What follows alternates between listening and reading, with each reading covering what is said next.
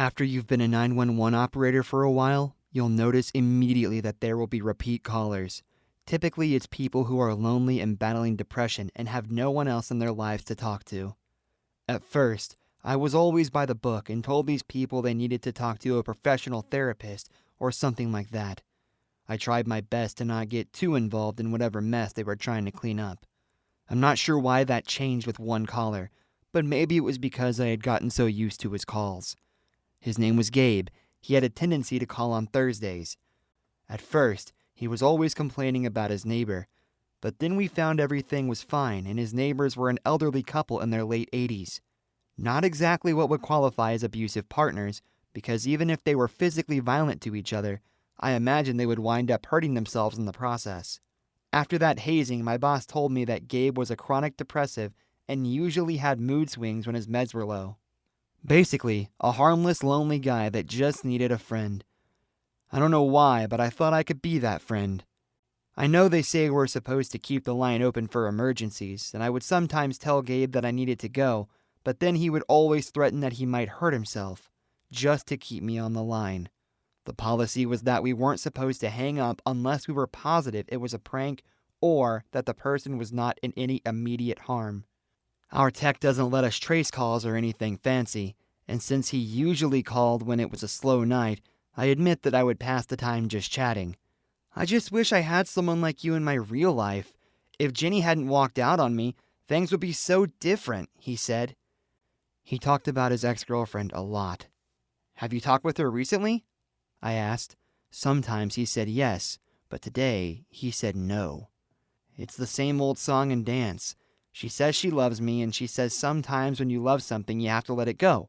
What kind of nonsense is that? He asked. Women are a mystery, I admit it, I told him. What do you think unconditional love is, Sam? He asked me.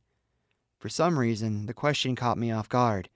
His voice was different, too, and it sounded a bit more frantic. I guess that would be when you love someone no matter what, like your kids, I said. Don't have kids, Sam, but you do, right? 2 girls? He asked me. You have a good memory, I told him.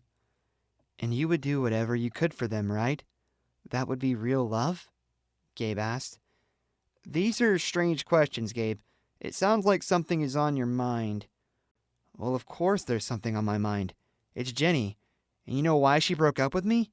She's pregnant. Is the child yours, Gabe? I asked. I wasn't sure I wanted to hear the answer. I honestly don't know.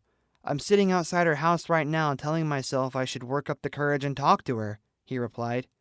You should. It might give you the closure that you're looking for, I told him. You're a good listener, Sam. Thanks. He hung up the phone, but before he did, I heard what sounded like a gun being loaded. That distinctive clicking noise they make. I went to take a break, feeling a weird, unsettling feeling in the pit of my stomach. I was sure that Gabe was going to do something crazy. The next call I got confirmed it. I've been shot! Oh my God, my baby!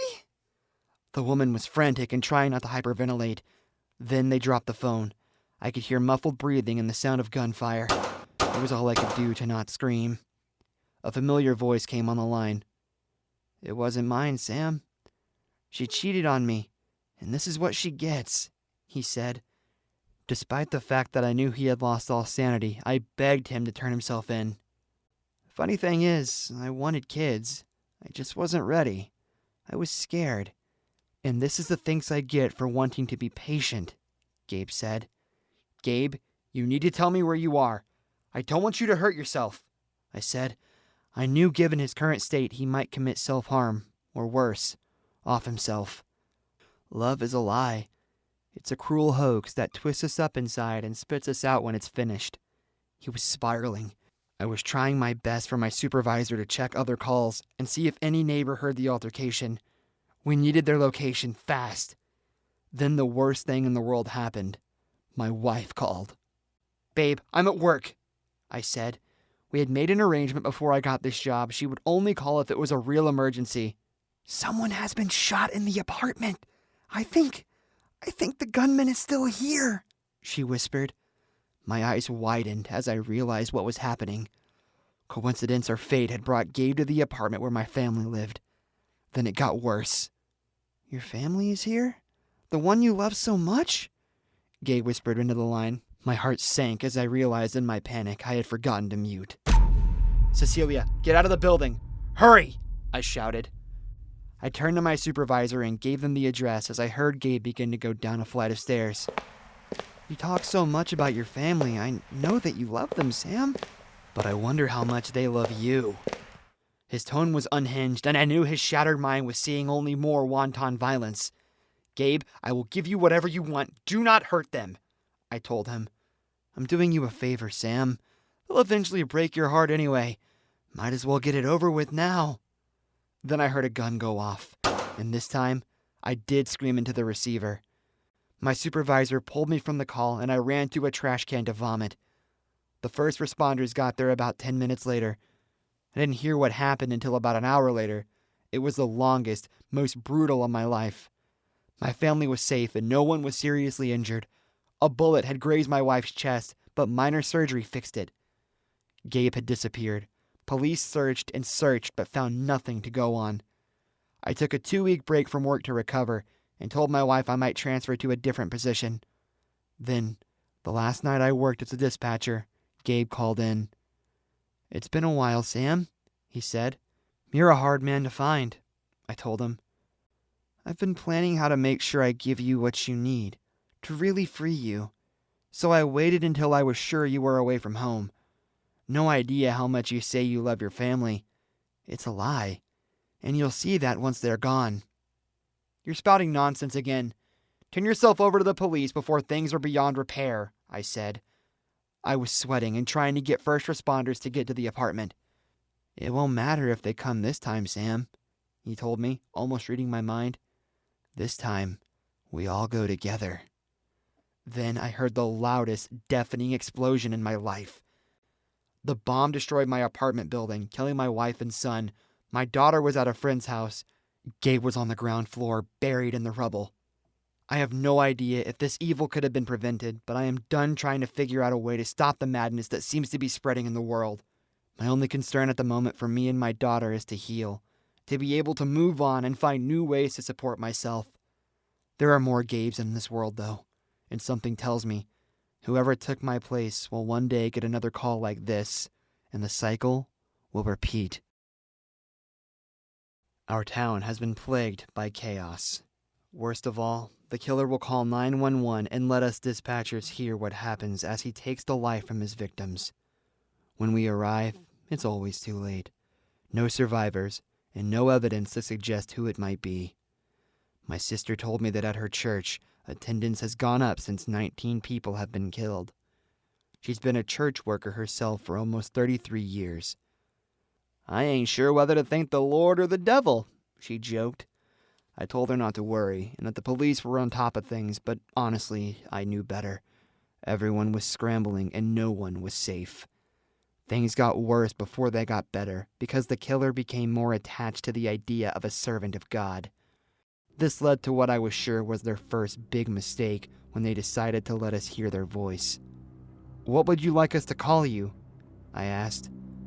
"Azrael, the keeper of the abyss," the caller responded. It sounded like a male voice, probably mid-20s. "It is time to reap more souls. But first, I think that we need to hear a confession," the voice said. Then I heard another voice. It was a man sobbing. He said he won't hurt me if I tell you what happened," the man said. "Then tell me, as long as you agree that you are bothering to get a confession, will there be absolution?" I asked. I wasn't sure if the killer was considering my words or handling something else. "He says that there will be," the man said as he tried not to cry. "My confession is that I cheated on my wife. I was weak and I needed company, and she was out of town. I knew it was wrong. She found out and she overdosed. I lost my best friend, all because I was a stupid pervert," the man admitted. "You see, you feel better now that you confessed," the killer said. Then they hung up. I held my breath for a minute and then called the man back. He's gone. He didn't... Oh my God, he didn't kill me." I didn't want to tell him that it might have just been luck that got him, or maybe the killer had changed his MO. The killer called back the next day, this time with a woman confessing that she hated her kids and didn't want them. "I just get so tired of providing for them all the time. I have no idea why. I know I'm their mom and I just need to be responsible, but sometimes I just want to give up." The Reaper decided she deserved to die for that attitude. This pattern repeated over the next few days. He would apparently let anyone who was genuinely repentant in his eyes live. We tried to get word out to everyone in town.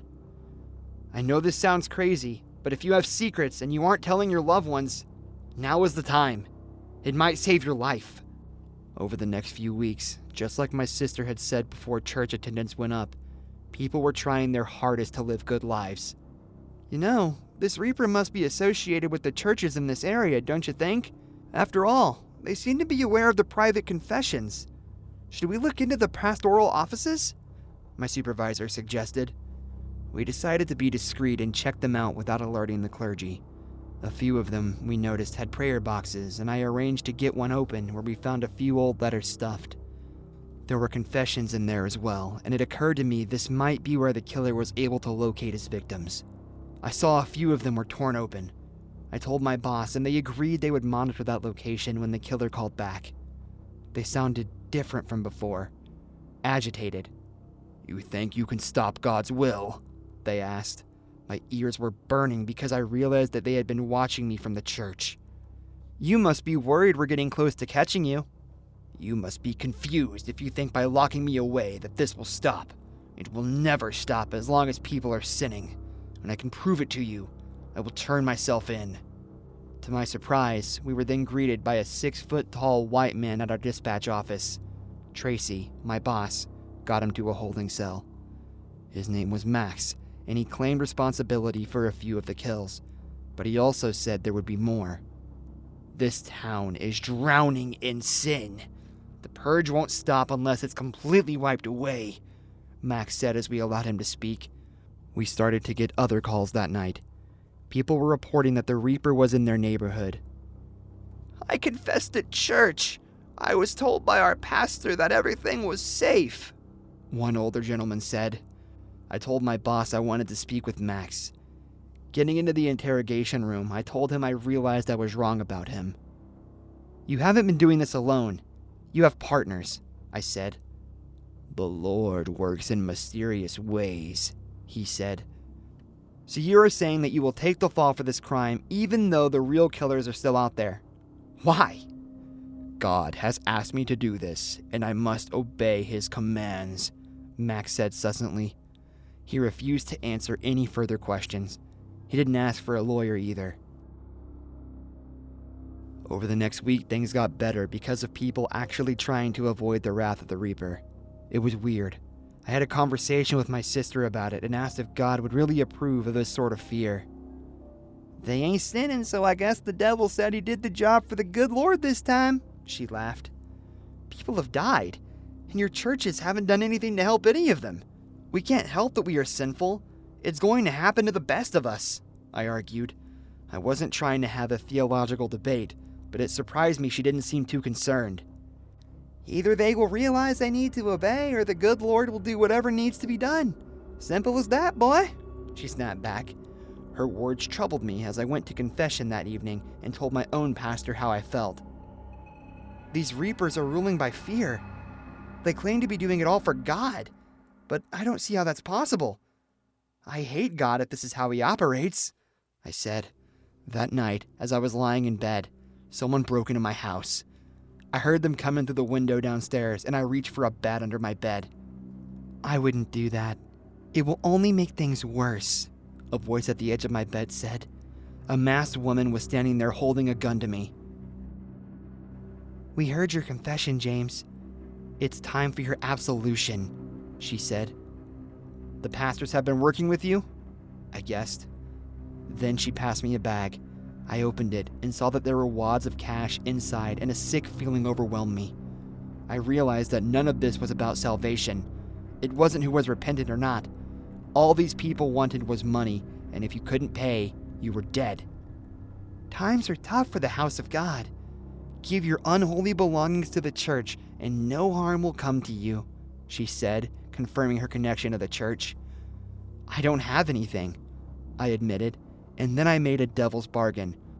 But I do operate the 911 call center most nights. I know where people live and how they work. I know more confessions than the precious pastors you steal from, I said as I set up.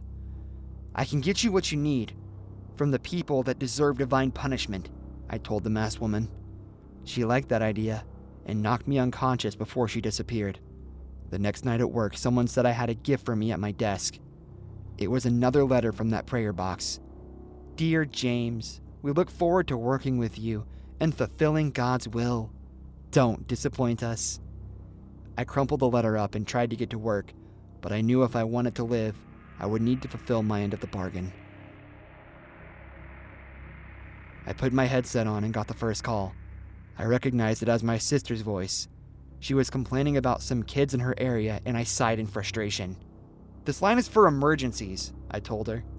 Well, maybe you have a way of contacting those people that handle these things. Angels of God, you know.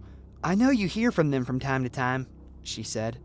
You know about the Reapers, don't you? I asked. And you're asking me to send them to kill these children? I shouted. I was sickened by her words. She laughed. The Reapers are doing God's will. You can't stop it. No one can, she responded. And then I was reminded of my own twisted deal with the Reapers. I sent her address to them, knowing she was one of the wealthiest donors in her church. Let God's will be done, I wrote in the email, and felt my heart stop as I sent the message. What have I become? I have become my own worst nightmare.